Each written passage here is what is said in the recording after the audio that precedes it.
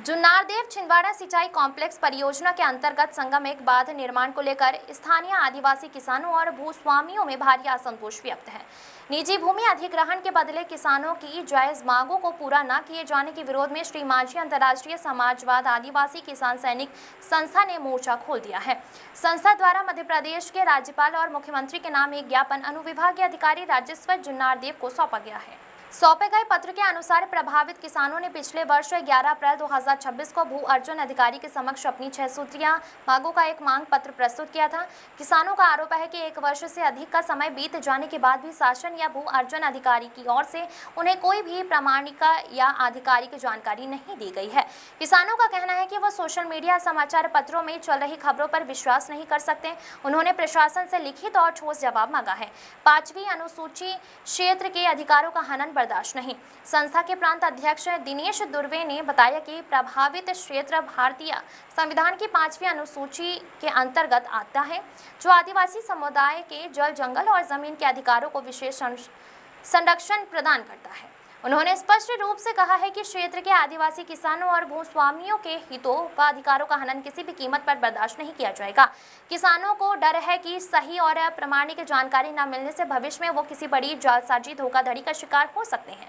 Red zone में आने वाले किसानों की अनदेखी का आरोप पत्र के माध्यम से गंभीर मुद्दा भी यह भी उठाया गया है कि जो किसान रेड जोन के अंतर्गत आ रहे हैं, उन्हें प्रभावितों की सूची से बाहर रखा गया है।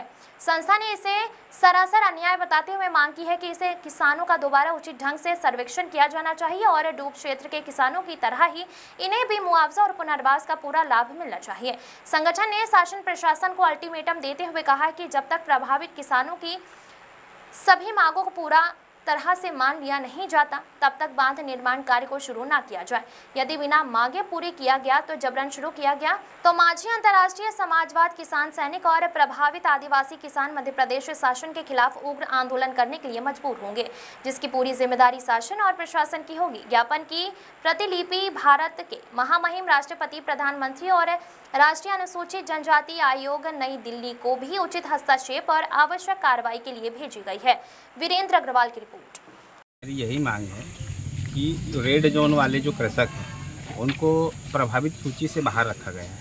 हम वो चाहते हैं कि उन्हें भी जो है प्रभावित सूची में दर्ज किया जाए, उनका भी सर्वेक्षण हो और उनको भी डूब क्षेत्र की तरह ही तमाम चीज़ों का लाभ दिया जाए।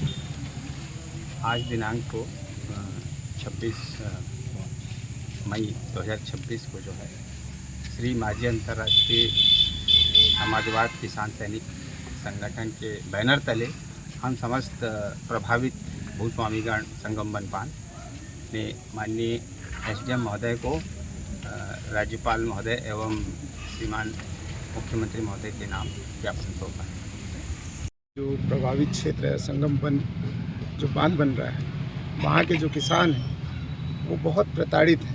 एक तो शासन जिस प्रकार से उन्हें लोभ दे रही है उसका प्रमाणित काफ़ी हमको प्रदान नहीं कर रही है, जिससे हमारे किसान भाई बहुत चिंताजनक है, कहना चाहिए। उनको बहुत चिंता हो रही है कि क्या होगा, कैसे होगा। जो कलेक्टर साहब की गाइडलाइन है उसको पारदर्शी नहीं किया जा रहा है और लोगों को दबाव धमकी दे करके और वहाँ पे कार्य निर्माण कर रहे हैं। इससे हमें बहुत दुख है। जैसे आपकी मांगें नहीं मानी गई तो फिर अगला कदम क्या होगा?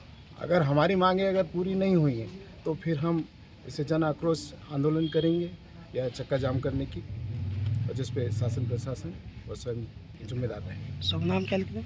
मैं दिनेश दुर्वे हूँ, प्रदेश अध्यक्ष भोपाल।